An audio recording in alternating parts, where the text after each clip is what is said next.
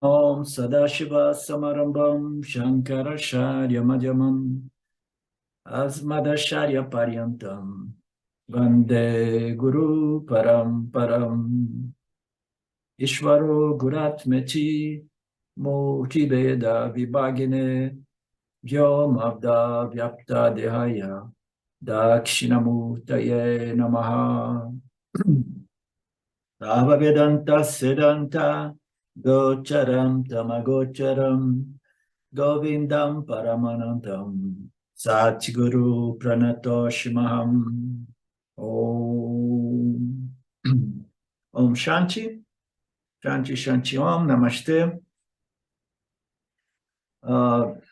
De volta aqui no Gita, Beleza do Gita, capítulo 4. Deixa eu voltar onde nós paramos ontem. Então, nós estamos vendo aqui nessa introdução da aula do Swamiji, né?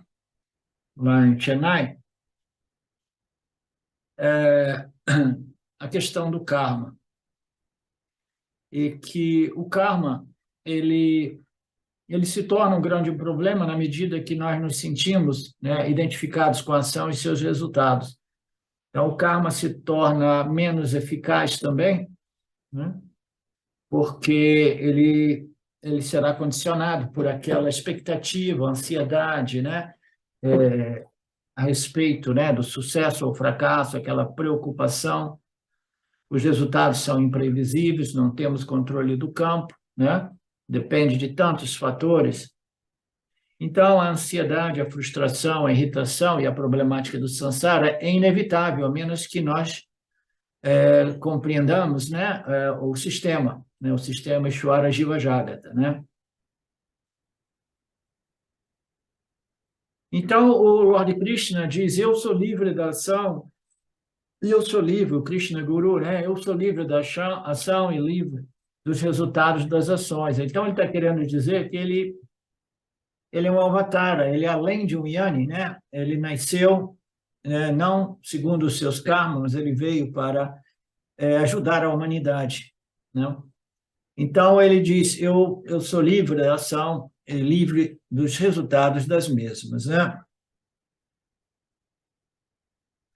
E o Krishna diz, o Swamiji diz aqui que a ação é inevitável porque o inteiro universo é feito de movimento, né? Então, a energia em movimento nos dá a impressão de matéria física densa, né? Mas é tudo energia em movimento. Nós somos feitos de energia, das 3 energias que configuram os 5 elementos sutis e que depois se recompõem para formar os elementos densos do ponto de vista, né, dessas revelações, né? Então, nós temos esse corpo aparentemente físico que, na verdade, é energia em movimento. Então, é impossível que o ser humano, o complexo corpo-mente, possa evitar o movimento, né? A ação é parte da nossa natureza intrínseca, né? Então, tentar controlar os resultados do campo é impossível e tentar suprimir, né, a ação do ponto de vista do Jivatma, né, também é impossível, com raríssimas exceções, mas aí não é nem questão de tentar suprimir, mas é questão de seguir um determinado movimento, como foi no caso do Ramana Maharshi, que o levou para uma caverna para permanecer em silêncio, né, e sem nenhum movimento, né? Mas a imitação jamais produz, né, os resultados desejados. Se você tentar fugir da ação através da supressão ou da imitação, a gente acaba em mais dificuldade ainda, porque a natureza de Arjuna era uma natureza rajásica, então ele precisava de seguir a sua natureza aparente e manter-se, né, nas ações devidas, adequadas, como general do seu exército. Jamais ele poderia pensar em desistir da ação. Aí o Krishna diz, olha, a ação é inerente na configuração do universo, tudo é em movimento, você pode, como um Jivatma, né, como um indivíduo, né, uma configuração corpo-mente, você pode mudar de ação, você faz uma ação desse tipo, você pode fazer uma ação de um modo diverso, modificar as suas ações é possível, né? Escolher ações que são mais conduzentes ao seu crescimento é recomendável, né? Mas aí você está sempre escolhendo entre as ações. No final das contas, como o Swami diz, né? Se você fica trocando uma ação por uma outra, é mais ou menos como trocar o calor da frigideira com óleo fervendo, né? Para o calor do barbecue, como é que é? Da churrasqueira, né? Então, você sai de um problema para o outro. Isso que ele quer dizer é que, no final das contas, a gente tem que abandonar a expectativa que qualquer que seja a ação, ela possa nos completar, nos resolver totalmente, né? Não é através da ação. As ações podem trazer, nos conduzir ao melhoramento do complexo corpo-mente, e tais ações são recomendadas, sugeridas, ok? Mas, no final das contas, a solução para a problemática humana não é obtida através da ação. Por quê? Porque o ser humano, em sua real natureza, ele é livre de qualquer problemática. Tá? Então, nenhuma ação irá libertá-lo da problemática humana, porque ele, em sua real natureza, ele é livre de problemas.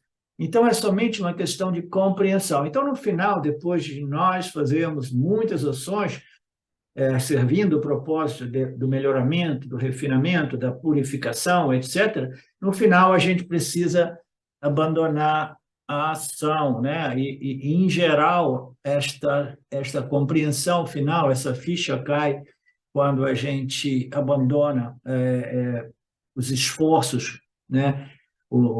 Independentemente do quanto sutis eles possam ser, né? A gente abandona tudo e a gente simplesmente se entrega ao nosso Criador, dizendo, ó, se for a sua vontade, se for por interesse seu e do todo, né?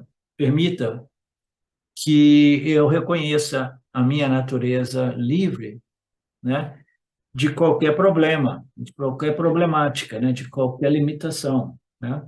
Então, nós vimos que as ações, né, elas não vão produzir isso, portanto, é inútil a gente tentar lutar contra isso, né? Mas a gente tem algumas soluções, e aí apresenta aqui a marca do repelente indiano para imunizar as pessoas que vão visitar a Índia das picadas dos mosquitos, né? Da mesma forma, nós temos um mosquito, né, chamado mosquito do karma. Karma é ação, é identificação com o movimento de ações e resultados de ações, causas e efeitos, né? Então, se nós nos identificamos neste processo kármico, né, a gente vai tomar muita picada na vida, né? Então, nós queremos nos imunizar dessas picadas, e existe somente uma pomada que nos imuniza, como nós sabemos, né, que é a pomada do Yana. Então, aplique essa pomada do Yana e viva, né, os seus papéis kármicos interagindo com este campo aparente, né, porque é impossível cancelá-lo, ele pertence à jurisdição de Ishvara, você está dentro deste campo, não podemos fazer nada a respeito disso, nem mesmo o suicídio vai resolver, porque você sai por uma porta e volta pela mesma porta logo depois, né? E uma vez que você se isola, não apenas karma não perturbará, o karma começará a aparecer no jogo. Então, uma vez que você esteja imunizado contra a identificação com as ações e seus resultados, né? Aí o que ocorre? As ações e seus resultados já não te perturbam e a vida vai parecer mais como uma brincadeira, o lila, o conceito do lila, de um jogo, né? O Swami aqui dá um outro exemplo bacana, ele diz assim, eu tinha dado um exemplo antes sobre quando você não sabe nadar, a piscina se torna uma ameaça, né? Então, a piscina é um perigo para crianças e pessoas, principalmente crianças, né? Que não sabem nadar ainda, né? Então, ela pode matar, destruir uma pessoa, como pode servir para um esporte, né? Então, ela pode acabar sendo um túmulo aquático se você não souber nadar. Mas a mesma piscina, ela se tornará um campo esportivo para aqueles que curtam, apreciam a natação.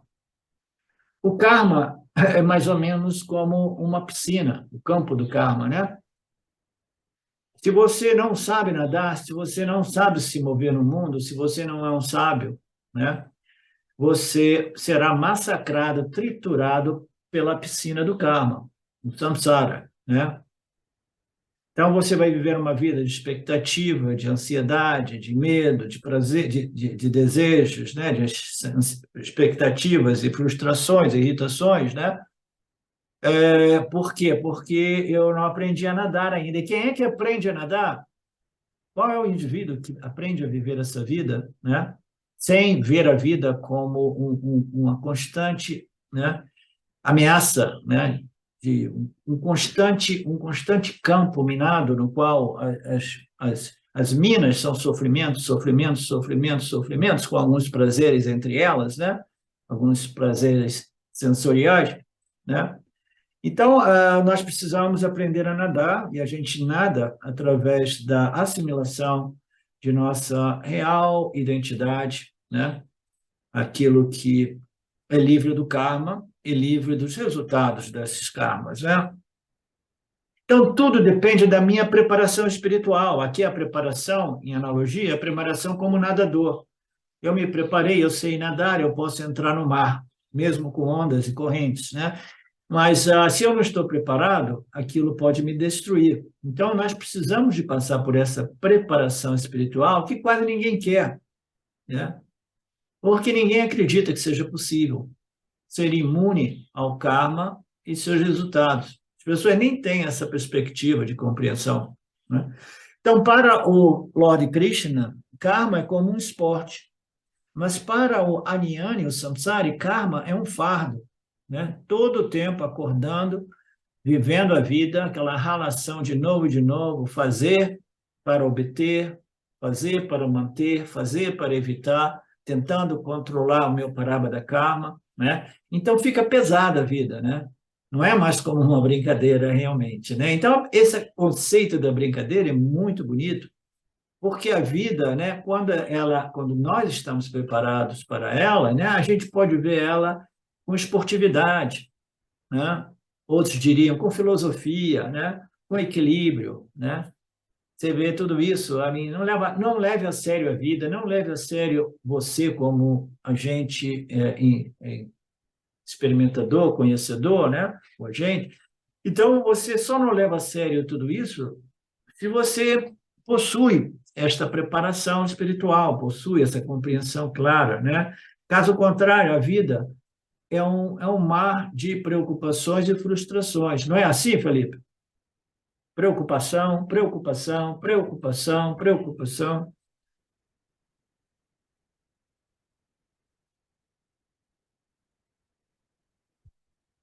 Se torna um fardo.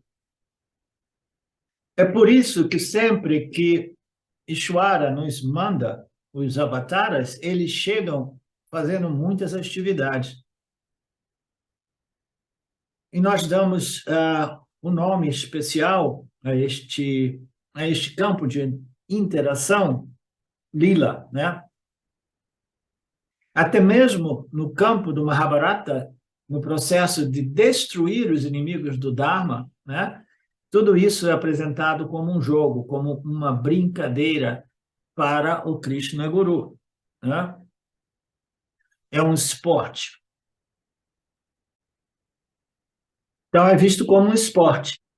Krishna quer apontar que este método de imunizar a si mesmo da ação e de seus resultados não está disponível somente para o Krishna Guru, para os avataras. Está disponível também para Arjuna, está disponível para todos os seres humanos.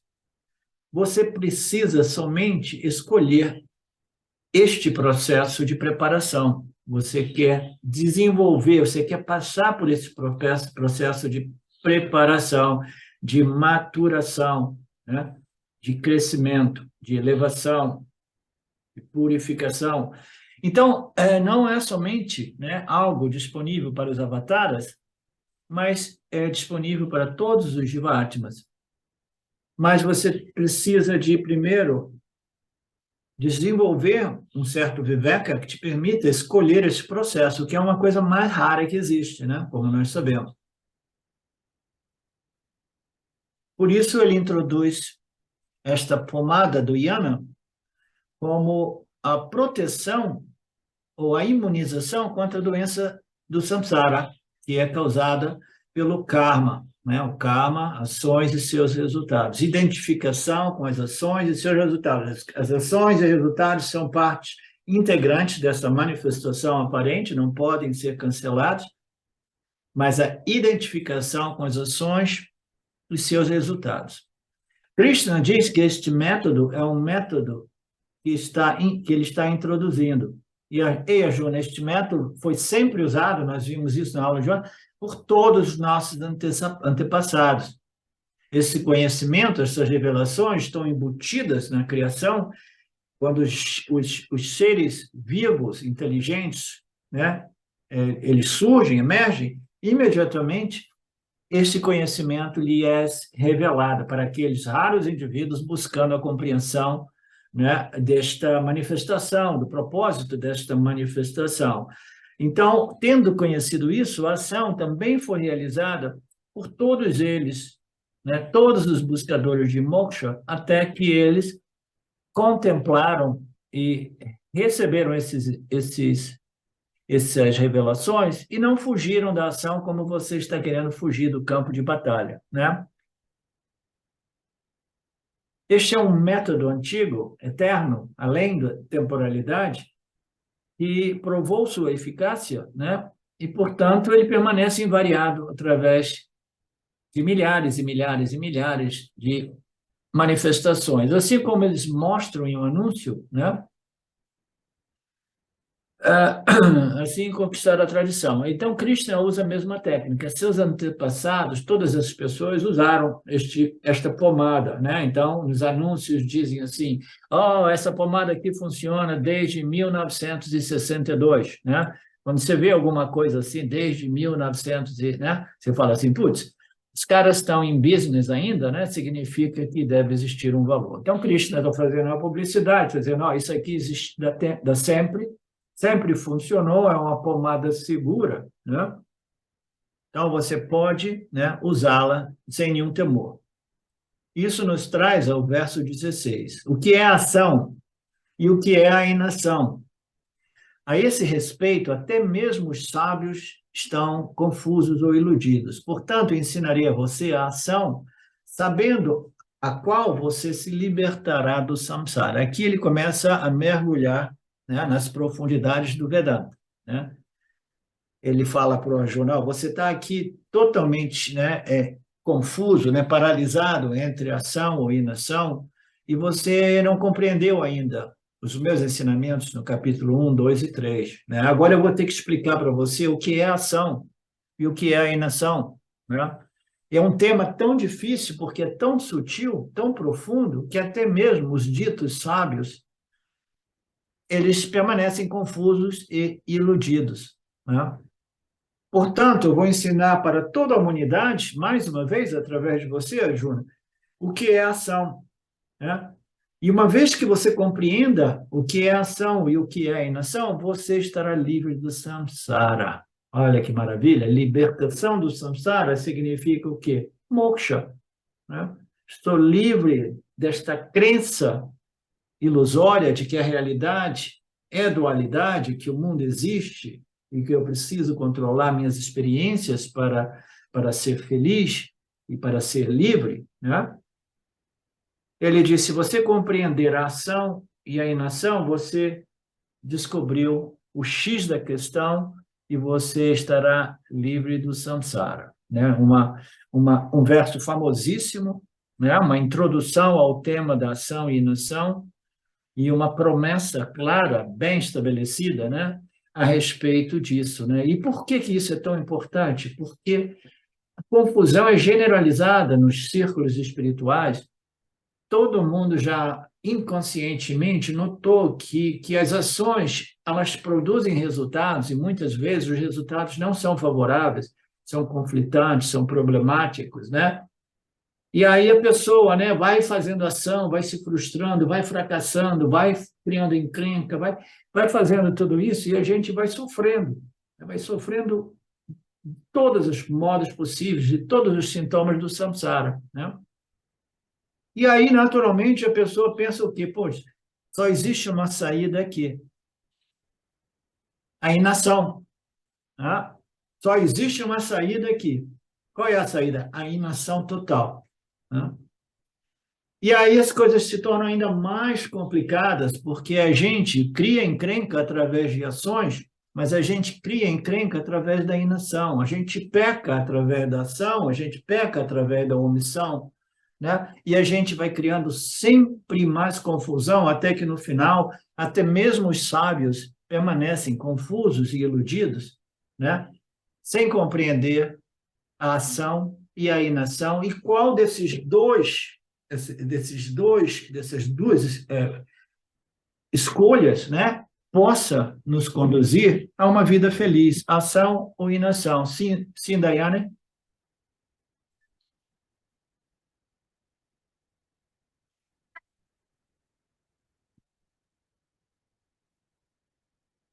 Você quer fazer uma pergunta? Oi, Ah, ok. acho que é interessante considerar a palavra renúncia para entender a questão da inação. E a gente vai Então, ver tudo isso. Esse é um desdobramento desses ensinamentos, tá? A gente só ok, pode só renunciar, a gente só pode renunciar a algo que a gente tem, né? Então, a gente não pode renunciar ao que a gente não tem. Então, primeiro ponto. Muita gente diz assim, eu renunciei, mas a gente só pode renunciar realmente a alguma coisa que eu tenha obtido, tenha alcançado. Então, eu vou renunciar a todos os meus bens. Mas você não tem bem nenhum. Você renunciou aos seus bens? Eu renunciei. Mas como você renunciou se você não teve os bens antes para renunciá-los? Tá? Então, a renúncia precisa ser muito bem compreendida e a gente vai entrar nesse tema, tá, Saí? A gente vai chegar lá. não é só porque não está relacionado a um objeto e sim à própria ação.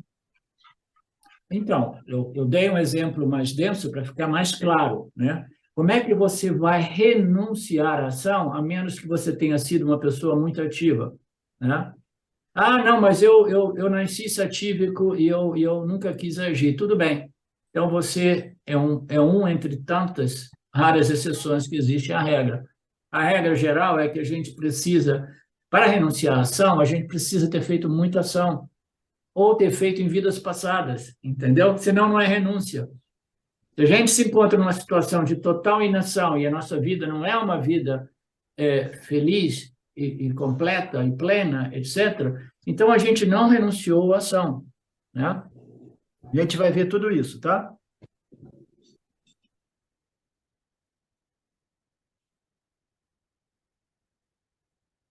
Portanto, ensinarei a você a ação, sabendo a qual você se libertará do samsara. Então, Krishna quer apresentar a pomada do jnana, ou seja, a pomada do conhecimento, como a imunização ou a proteção, o escudo, a armadura contra a doença do samsara.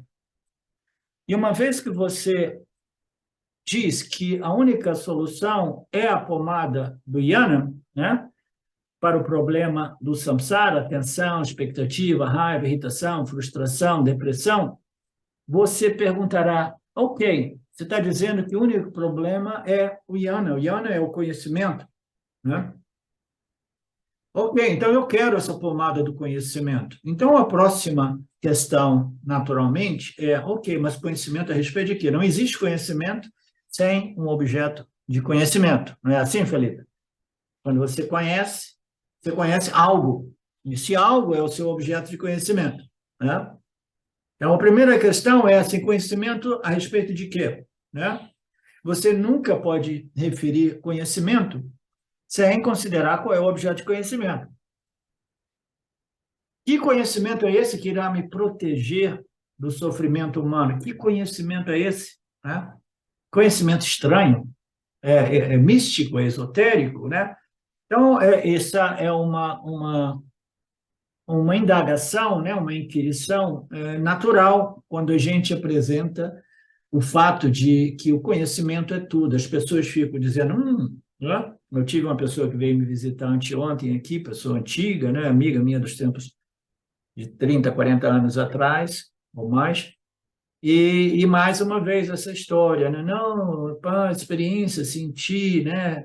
A cura, isso e aquilo, blá, blá, blá. Aí eu falo, sim, sim, não, mas tudo isso é válido, né? E tudo bem, mas ainda assim, né? O que resolve é o conhecimento. Aí fala assim, ah, mas conhecimento, né? Mas que conhecimento, né? Eu já tive essa conversa com essa pessoa, acho 10, 20 vezes, ela já participou de grupos comigo, né?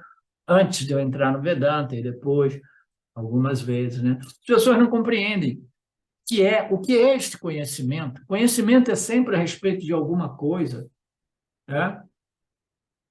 Mas esse conhecimento é o autoconhecimento que se não se refere a alguma coisa outra que você, alguma coisa que possa ser objetivada por você, né? E este conhecimento é o único conhecimento que vai te proteger, né? Então as pessoas ficam, né, pensando, nossa, então deve ser algo incrível, né? Deve ser algo extremamente místico, esotérico, que vai, né? Nem sei o que elas pensam. Krishna quer dizer o conhecimento da natureza do karma, o que exatamente é a ação onde ele surge. Então, aqui, o Swamiji está fazendo o desdobramento destes versos através da ação e da inação, e ele está dizendo que se você compreender bem a ação e a ação, você está livre do samsara. Só que eu dei um pulo para frente, eu falei, o conhecimento é o autoconhecimento. Então, qual é a consequência lógica aqui, né? Subentendida? É que se você compreende o que é ação e o que é inação, e o próximo verso vai dizer, se você compreende a ação na inação e a inação na ação, você compreendeu a si mesmo. Você é um Jnani, tá? Por quê? Porque no momento que você investiga, né, de modo muito profundo a natureza da ação e a natureza da inação, você obtém o autoconhecimento. E esta promessa neste verso 16. Eu ensinarei a você em detalhes profundos o que é a ação, a natureza da ação. Isso vos libertará do samsara. Tá? Você só é livre do samsara se você obtém o autoconhecimento. Então, indiretamente, você compreendendo a ação e a inação, você obtém o autoconhecimento. Então, no final das contas, este conhecimento que irá te proteger, nos proteger, é o autoconhecimento. E ele passa pelo conhecimento da ação e inação, porque as pessoas têm a ideia de que para obter esse conhecimento, eu tenho que suspender todas as minhas atividades e ações. E não tem nada a ver, né? Porque eles acham que a ação é um impedimento ao autoconhecimento. Mas ela não é um impedimento. Ela não é, absolutamente, ela não é um impedimento. As ações são inevitáveis, elas precisam ser mantidas, elas precisam ser reguladas, né, de modo que a gente vá desenvolvendo um estilo de vida mais equilibrado, mais satível, mas ainda assim a gente age porque nós fomos desenhados para agir e a gente gradualmente vai encontrando um equilíbrio em nossas vidas, né? Apesar das ações, apesar do mundo e apesar dos resultados das ações, e aí a gente obtém o autoconhecimento, que é o conhecimento daquilo que é a natureza da ação e da inação. Existe somente uma natureza, e a natureza de tudo é a consciência, ela é a mesma tanto na ação quanto na inação. Isso de um modo mais genérico, né? Nós tomamos a ação como certa. Deixa eu ver onde é que nós estamos. Isto quer dizer o conhecimento da natureza das ações. O que é exatamente a ação? Da onde surge a ação? É a quem pertence a ação? Então, tudo isso a gente vai, né, nas profundidades do Karma Yoga. O que é a ação? De onde é que ela surge? Do corpo causal, do corpo de Vasanas, né? A quem pertence? Ela pertence ao Jiva, mas ela pertence ao sistema, né? Ishvara é aquela força que propulsora, né, que nos compele em ação, né? Então a gente tem que mergulhar realmente para compreender o que é a ação, o que é a inação. Nós sabemos que nós fazemos muitas ações durante o dia, Nós dizemos que eu estou fazendo ação. Se você pensa que a ação é sua, surge uma pergunta: o que exatamente você quer dizer com a palavra minha ou eu, né?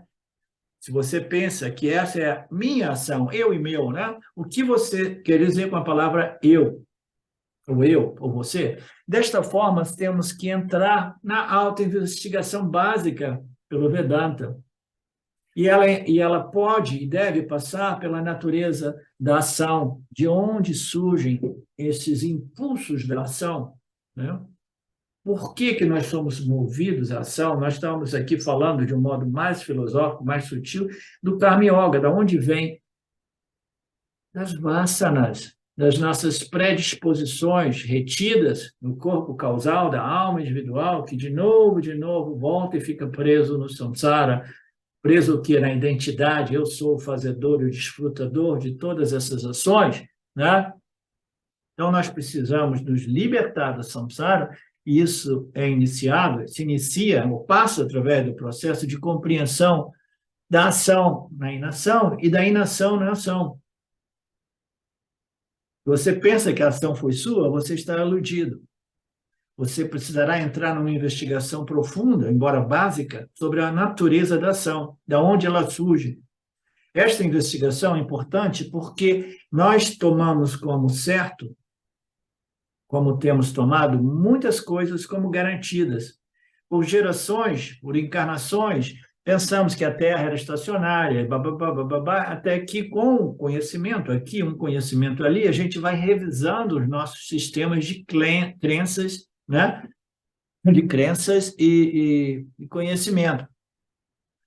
Então, do mesmo modo, nós precisamos de entrar neste campo de investigação, sob a luz dos ensinamentos do Vedanta, para rever as nossas crenças, as nossas noções a respeito daquilo que é o propósito da vida, daquilo que eu possa obter através das ações, né? De onde eu posso realmente, né, fundar a minha vida de modo que eu possa ser equilibrado e feliz. Então, nós temos que entrar nesse campo de conhecimento espiritual, né, sem o qual a felicidade se torna uma miragem, né? E depois de muito tempo, aí ele dá alguns exemplos, né, sobre essas leis, né, as leis físicas, né? Hoje em dia dizem que de repente a gravidade não existe realmente, mas eu nunca quis entrar neste tema, né? Mas nós sabemos que existe uma força que faz as coisas caírem, né? A força dentro do campo gravitacional do nosso planeta, a maçã cai para baixo, ela nunca cai para cima, né?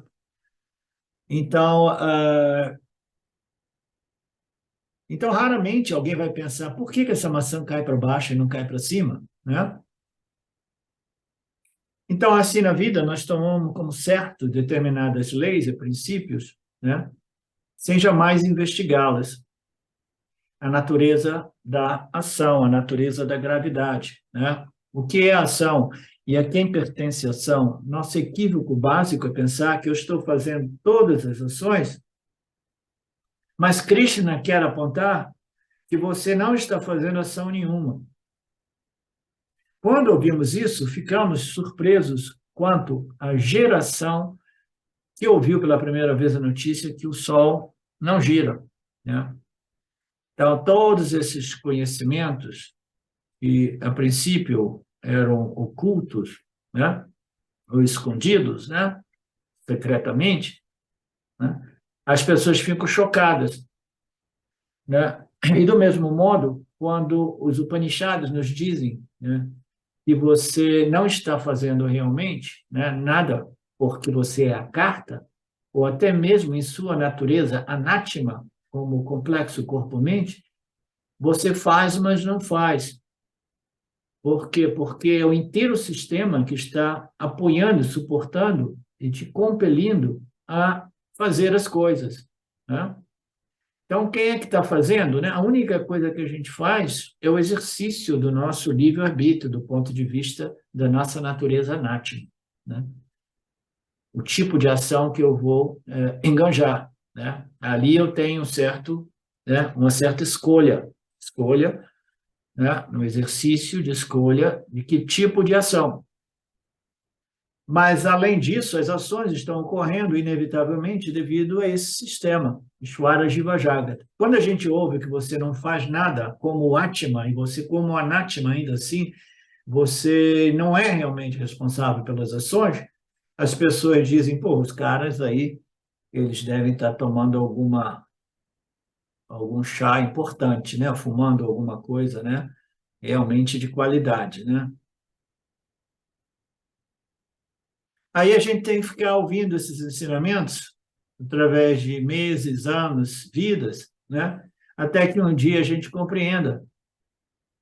25 anos de Vedanta, depois de 25 anos, a convicção realmente chegou. Agora eu compreendi, a minha natureza é a carta, né? E até mesmo em minha natureza, né, fazedora, como complexo corpo-mente, eu não sou responsável realmente pelas minhas ações e muito menos pelos resultados das mesmas, né? Então, leva tempo para a gente compreender esta natureza Atma, Anatma, Satya e Mithya, né? Esses dois níveis, né, de identidade minha identidade superior, a minha identidade inferior aparente, e saber compreender que em ambos os casos eu não estou fazendo nada, mas literalmente é assim. Eu não faço nada como consciência e como aparato corpo-mente, eu também não faço, tá? Então, qual é a nossa responsabilidade? A responsabilidade é somente quanto ao exercício do livre-arbítrio. O tipo de ação que eu escolho, porque nós estamos, né, desenhados para interagir, e a omissão não é a solução. Nós precisamos seguir as nossas... então, a minha natureza é tamásica, eu nasci tamásico e eu vou morrer tamásico, eu estou feliz assim, tudo bem. Mas a lógica apresentada pelas escrituras nos apontam que uma natureza tamásica precisa ser convertida numa natureza mais rajásica, porque este é o processo natural de crescimento.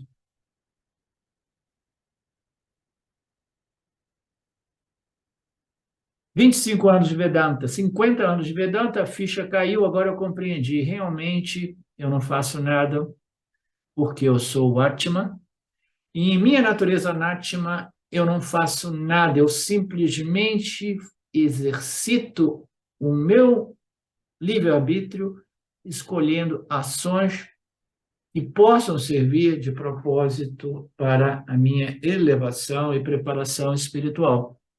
Você compreende, Mariné? Você que está fazendo assim? Good.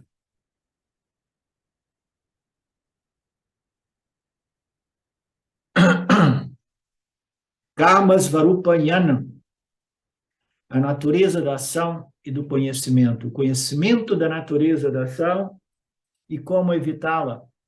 Se você quiser sair da tensão causada pela identificação com as ações e seus resultados, né, os deveres e responsabilidades, você deve saber exatamente a natureza da ação. Tá? Por que que nós agimos? Por que que as ações são inevitáveis? E precisamos de compreender claramente, né, este segredo aberto, apresentado, exposto pelos Upanishads, que ninguém se interessa, né, a respeito da sua natureza livre de ação e livre dos resultados das mesmas. E não pense que este é um assunto simples e fácil. Ele diz, né, até mesmo os sábios permanecem confusos. Grandes filósofos analisam este problema e, depois de longas análises, chegaram às conclusões erradas. É um tópico tão sutil e, portanto, Arjuna, quero discutir esse tópico com você para o benefício da humanidade. Então, ele diz, grandes sábios, grandes pensadores, eles permanecem confusos neste caso, com relação a este assunto. E que é este assunto? Kim Karma. O que é exatamente Kim Karma? É a falta de ação. O que é exatamente? É falta de ação ou inação.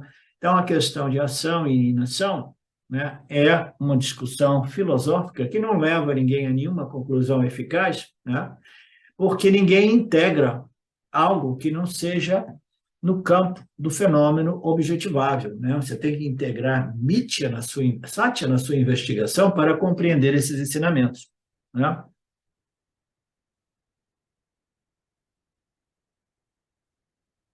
Até mesmo os estudiosos permanecem iludidos, e, portanto, o que eu vou ensinar, Tati Tasmat, sendo, portanto, um assunto sutil, eu tratarei o tópico da natureza da ação, e essa discussão não é apenas uma discussão intelectual, filosófica, acadêmica. Não é um assunto filosófico de poltrona, mas é um assunto de valor prático em nossas vidas, tá? Então, embora seja muito sutil, não seja um assunto fácil, é simples, mas é sutil. Essa é a dificuldade que as pessoas têm com o Vedanta. O Vedanta, ele é relativamente simples, né? Mas devido à sua natureza extremamente sutil, porque está abordando algo que é o mais sutil do sutil, que é Satya, né? Que é o espírito, que é a luz da consciência, né? Porque ele integra Satya nas suas análises, ele se torna incompreensível para as mentes mais densas, né? Então é simples, mas não é fácil, porque é muito sutil e requer uma mente sutilizada, né? Aqui ele fala, não é um assunto filosófico de poltrona. Esse termo de poltrona é comum na Índia, porque na Índia eles dizem que existem dois tipos de gurus, né? O guru de poltrona e o guru que ensina realmente e que é um exemplo daquilo que ele ensina. O guru de poltrona é aquele que na poltrona ele é o maior sábio que existe, mas ele saiu da poltrona, ele se comporta como um porco, né?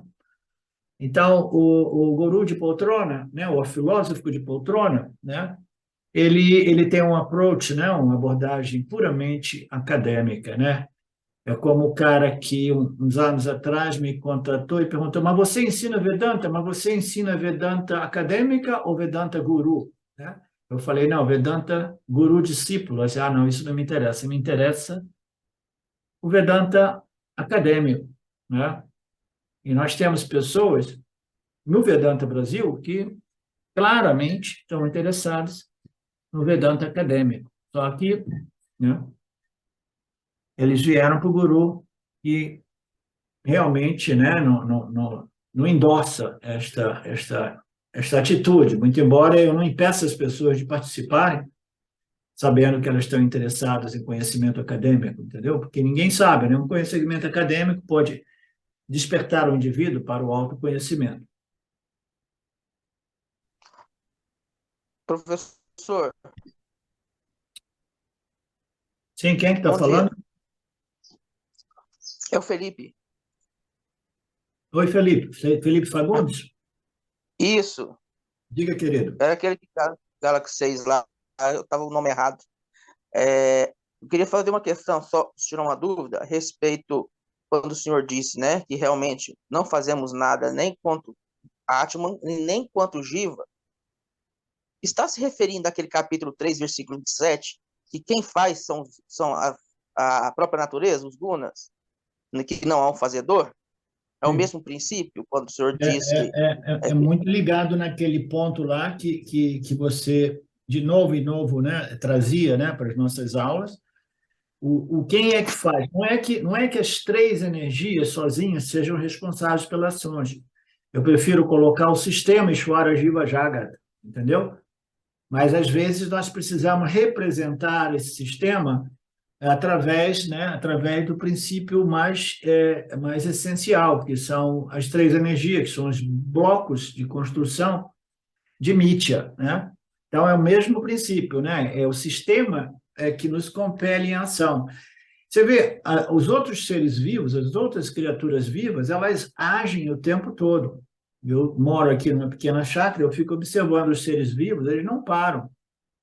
Eles estão sempre agindo, né? Então, eles agem de acordo com o quê? Com a natureza deles, né?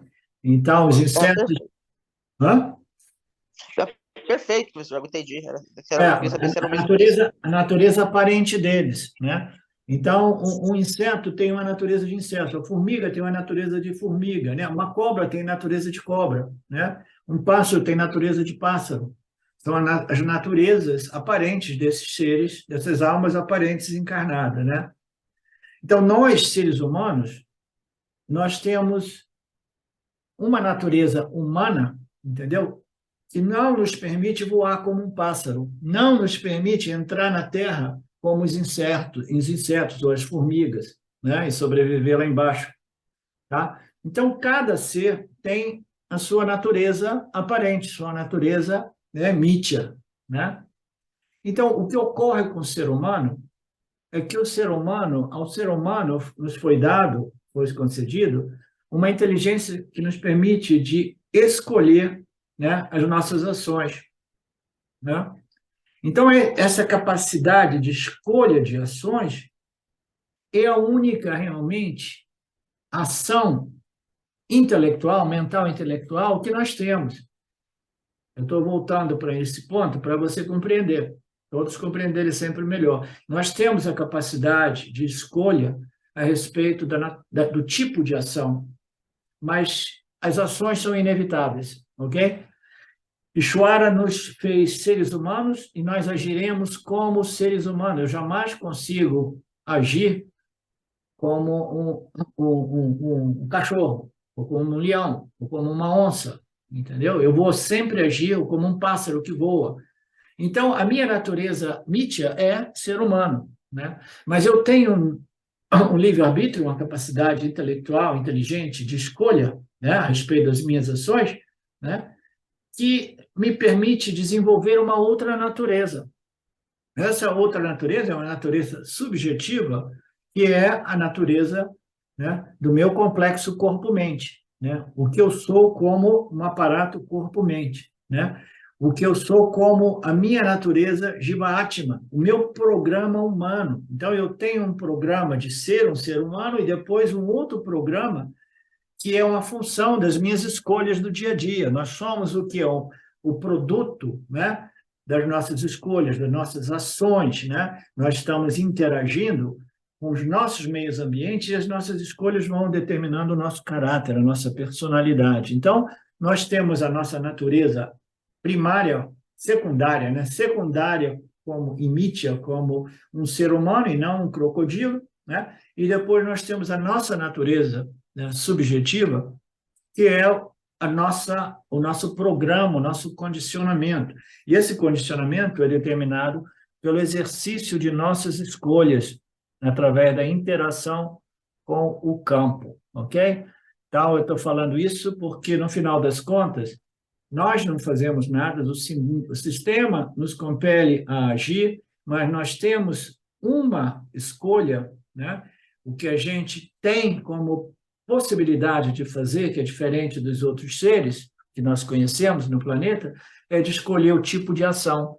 Então, eu vou escolher as ações que me elevam e me preparam, né, para este conhecimento espiritual, até que ele seja claro, firme e sempre à minha disposição. E isso tem um valor prático monstruoso, porque eu quero obter esse conhecimento que requer essa preparação, porque eu quero me libertar do sofrimento. O sofrimento é o apego, a identidade do fazedor e o experimentador das ações. Você será liberado de todos os tipos de problemáticas ou dores ou sofrimento psicológico humano. As tristezas causadas por ansiedade, tensão, aflição, preocupação, ciúme, apego, dependência, tanto porque quando dizem na última bola, sendo temporário, aí na última bola um time por cima, mas o outro por baixo. Então, ele está fazendo uma relação, ele está fazendo uma analogia aqui, vamos passar isso não para o crítico, mas para o futebol, né? Você está lá, você está vencendo um jogo de futebol, aí no último minuto o outro time faz dois ataques e vira o jogo, né? Aí você desaba de frustração, né? Eu não É tenho. perfeito, professor. Obrigado. Como alguém gentilmente ou inteligentemente disse, você quer ser um termômetro ou um termostato? Essa é uma analogia bacana, né? Você quer ser um termômetro ou um termostato? Qual é a diferença? O termômetro é sempre, né, marcando a temperatura, ele fica subindo e descendo, subindo e descendo. O que que significa? Aí eu sou um termômetro. Quando circunstâncias são favoráveis, né, eu subo, né, e fico muito feliz. Quando as circunstâncias da vida são desfavoráveis, eu desabo e fico muito infeliz. Então eu fico na gangorra dos altos e baixos, porque a minha felicidade depende das circunstâncias, depende das minhas experiências, né? Então eu sou um termômetro, mas um termostato não. O termostato é o quê? É aquele que mantém, né, uma temperatura constante, equilibrada, né? Ele é o mestre, né? O mestre de suas experiências, ele tem aquela equanimidade, né? Ele é o mestre da situação. Ele não fica subindo e descendo, não é escravo de situações favoráveis e desfavoráveis, ele permanece naquela equanimidade, né, devido a esta preparação espiritual, que inclui a compreensão de Nitya, Ishvara, Jiva e Jagat, que inclui a compreensão da natureza da ação e da inação, né? E ele tem a compreensão de sua natureza Atma, como consciência akarta, que jamais se modifica, e Nirvikaraha, que jamais se modifica, né? E que jamais age, né? Portanto, ao obter este conhecimento completo, você se liberta da tirania do ambiente e das pessoas. Então, se você é um termômetro, você vai ficar na gangorra dos altos e baixos da vida, totalmente dominado, escravo das situações e das pessoas e das circunstâncias, né? E você, com o conhecimento, você se liberta da tirania do ambiente, a tirania das pessoas, que têm muitas expectativas a respeito de como você deve ser, agir, se comportar. Você pode lutar essa guerra do Mahabharata friamente, esportivamente, né? Você será liberto do samsara através dessas ações aparentemente violentas e cruéis que envolve o assassinato de pessoas que você amava antes, tá? Então a gente dá continuidade mais tarde, daqui a pouco, a partir do verso 17, para a gente entrar mais e mais nessa natureza da ação. Om Purnamada Purnamidam Purnamudachyate Purnasya Purnamadaya Purnameva Vashishate Om Shanti Shanti Shanti. Namastê.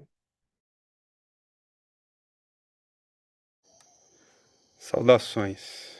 Eu quero aqui deixar um pequeno testemunho. Através do estudo do Vedanta, com os ensinamentos sendo esclarecidos especificamente pelo professor Arlindo Nagar, foram canceladas em mim algumas noções que eram relacionadas com a ideia que eu tinha a respeito de alcançar algo que representasse uma grande realização espiritual. Então o Vedanta fez com que, pela compreensão, a minha mente ela abandonasse o papel de buscador espiritual. E isso para mim foi um marco inicial para uma outra relação com o processo de desenvolvimento espiritual, do qual, saibamos disso bem ou mal, é um processo que fundamenta a vida de todos nós. E eu digo isso para estimular todos aqueles que chegam no Vedanta Brasil e entendem que podem se beneficiar da profunda imersão direcionada para o autoconhecimento que é promovida nesse grupo de estudos, que é um grupo que existe graças ao trabalho altruísta do professor Arlindo Nagar, suportado também pelo trabalho voluntário de pessoas que contribuem para a manutenção do grupo de diversas maneiras. E entre as várias formas de contribuir com esse trabalho, as contribuições regulares em dinheiro, elas são necessárias. Então, Se você se beneficia do trabalho desenvolvido no Grupo de Estudos Vedanta Brasil, faça uma contribuição. Qualquer quantia é muito bem-vinda. As informações para transferências em dinheiro ficam disponíveis na seção Avisos do nosso grupo no Facebook e serão colocadas na descrição desse vídeo aqui também. Namaskaras.